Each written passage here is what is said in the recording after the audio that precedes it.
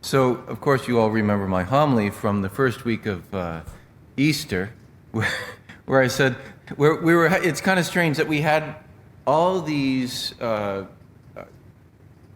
resurrection narratives where we see Jesus appearing to his disciples, and we hear the first half of this narrative, and then they skip and wait until, a month and a half later to be able to hear the end of it. And I've never exactly been told why they chose to split that up in the lectionary. But the first part, you remember, they're out fishing.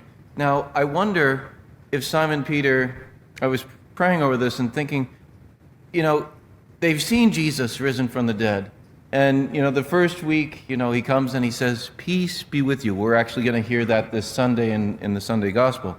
"Peace be with you." And he breathes on them. He says, "Receive the Holy Spirit." Thomas isn't with them, so next week we hear that Thomas then is in their midst, and Jesus again says, "Peace be with you." And he does for Thomas what he needs. Put your fingers into my hand and your hand into my side. Don't be unbelieving, but believe. And I can almost hear Simon Peter, who denied Jesus 3 times. Well, that's good for him. Since after all, it's not an unusual thing to doubt that someone didn't rise from the dead. But I denied him. I denied him. Is there any redemption for me? I can almost hear that in Simon Peter's thought process. And then what happens? He goes back to fishing. Not just like, "Hey guys, let's go break open a brewski and throw out a pole," but rather he went back to the fishing business and he drags along a bunch of the disciples. And here they are, they catch nothing. They have the miraculous catch with Jesus there. He goes and cooks breakfast for them on what? A charcoal fire, reminding Peter of the 3 times that he denied him before that charcoal fire in the high priest's courtyard. And you can almost feel the shame that Peter has in this moment. And Jesus asks him, "Simon, son of John, do you love me more than these?" And 3 times he asks him to profess his love for the 3 times that he denied Jesus.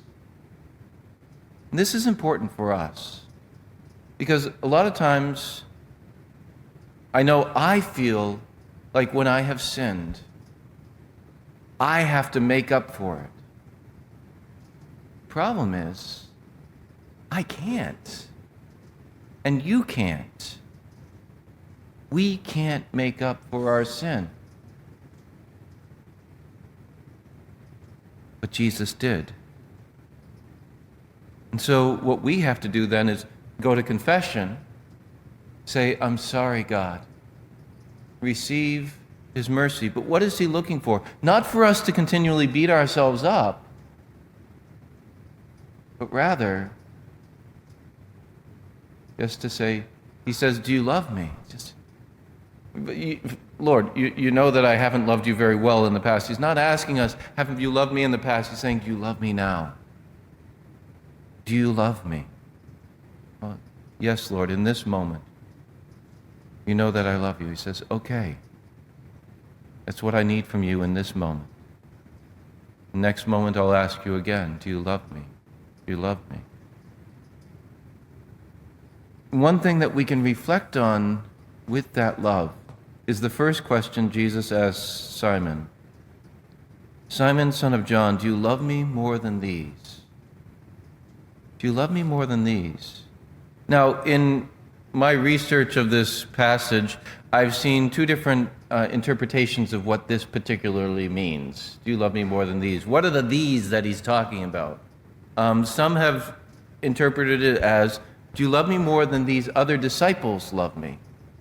Because after all, at the Last Supper, at least in the Matthew, Mark, and Luke, when Jesus says, "Well, no, you'll all deny me," and Peter says, "No, if everyone else denies you, I will never deny you."